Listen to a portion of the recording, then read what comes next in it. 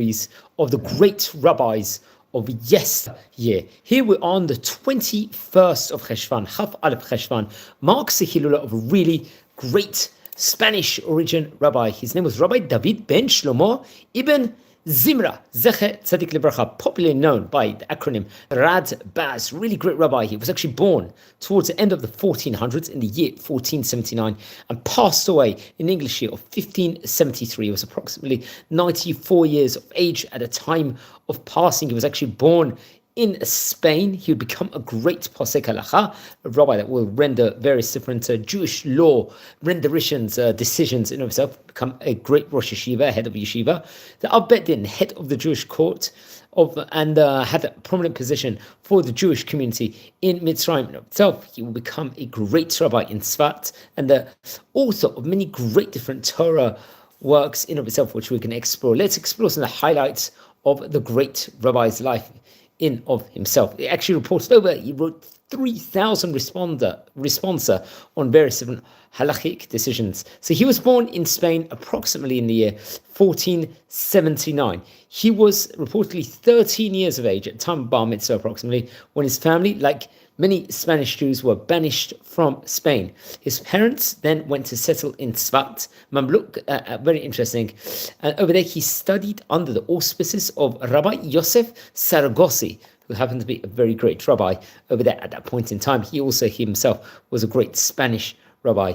For some unknown reasons, from what I gather from reported over here, he left the land of Israel. He was approximately the age of 31, 32, and he would go, move, I believe, to various different places in Morocco, including Fez, if I'm not mistaken. And over there in Fez, he became the member of the Jewish court, the rabbinical court, and this was, I think, presided over by the famous Rabbi Isaac Sholal. Rabbi Yitzchak Sholal over there was a very great rabbi in of itself. Then in the English year 1517, there was an abolition, let's just say, of the office of, as we like to say, the Nagid.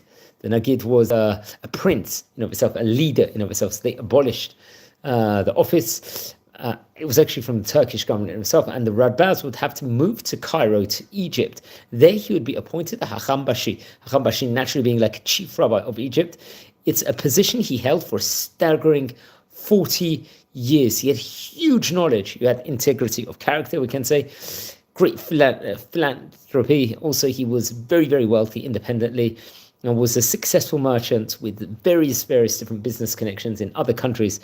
I believe the yeshiva he actually founded and supported attracted various different distinguished students, including the famous Rabbi Isaac Luria, also known as Ari HaKadosh Arizal, and also Rabbi Betzalel Ashkenazi, another great rabbi, great Talmudist, who was very much during part of the 16th century of Ottoman Israel, and the author of the Shita Mekubetzet. I believe in the introduction or to his commentary on the Song of Songs, Rabbi Isaac Akrish actually paints in vivid calligraphy, actually describes the famous Radbaz, in whose house he lived apparently for 10 years. According to Akrish, the Radbaz was prominent in both social and political life of Egypt, thanks to his status as a wealthy intellectual.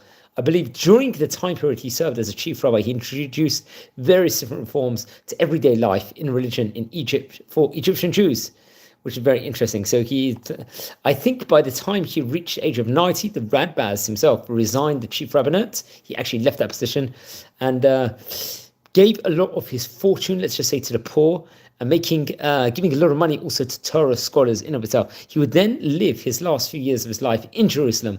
I think he didn't stay there for too long because there were huge taxes that the Ottoman Empire actually imposed on the Jewish nation, very, you could argue, anti-Semitic of them. Then he would settle in Tzfat, the capital of Safad Sanjek, and over there became an active member of the rabbinical court. At that point in time, was presided over by Rabbi Yosef Karo. Obviously, they had very close relationship. He spent the last 20 years of his life in continuing his learning and writing, very much so. He passed away in the English year 1573 at the age of 94. He was buried in the old Jewish cemetery in Tzfat. Now let's explore some of the great Torah works that he did, including Klalei HaGemara, which was, I think, printed in the book Nemarim, And there was a Yakar Tiferet, which is Perush and the Mishnah Torah of the Rambam, respectively. I think they were various different, if I'm not mistaken, published at different times, but I'm not 100% sure. Then the Mitzudat David, which was on the Mitzudat David on Nach, on the Nevi'im and the Ketuvim, I believe. Very, very interesting. The Magen David, which is Sefer on Kabbalah. I think it was done in the order of Aleph Bet in of itself. Then the Migdal David or Michtav David, it was a Perush on the Shir Hashirim, the Song of Songs Al Pi Sod. Then the Klalei Kitsu Sefer HaPli'ah, which is another great book I think printed in Jerusalem. Then the Keter Malchut, which is Tefillah, based on the Yom Kippur, the Day of Atonement, and the Mavchar HaEmunot, which is also a Sefer of Kabbalah. Now he wrote different responses. We said at the start of the video saying that he had a total of 3,000 book of responsa, but there was one, I think he wrote more than 10,000 shuvot, which is absolutely staggering, absolutely phenomenal. There was the Shut HaRadbaz, there was Shut HaRadbaz, Lishanot HaRambam, the Shut, Divrei David. Now, a Shut means a Sheilot Shuvot, question and answers book. Then there was a Shut on Yosef, which was, I think that possibly connected to his grandson also, if I'm not mistaken, but I have to double check on that. But he was one of the great rabbis, let's just say, in of itself, during especially the late 1400s, early 1500s, or the heart of the 1500s. We mentioned about his Talmidim, including Rabbi Betzalel, Ashkenazi, and the famous Rabbi Yaakov Castro, also, who was a very, very great rabbi, who we've mentioned about on various occasions, I believe, before. He himself, Rav Yaakov Castro, passed away in the year 1612. He would become one of the great rabbis of Egypt, in of itself, of Mitzrayim, as they say, and was the author of a book on the code of Jewish law. So please, friends, it's a Hilula this month here in the month of Cheshvan of Rabbi Ben Zimra, Ibn Zimra, really, really great rabbi, one of the great rabbis of Tzfat. He received his smicha from Rabbi Yosef Saragosi, if I am not mistaken, so we will add that. So please, everyone, subscribe to the channel.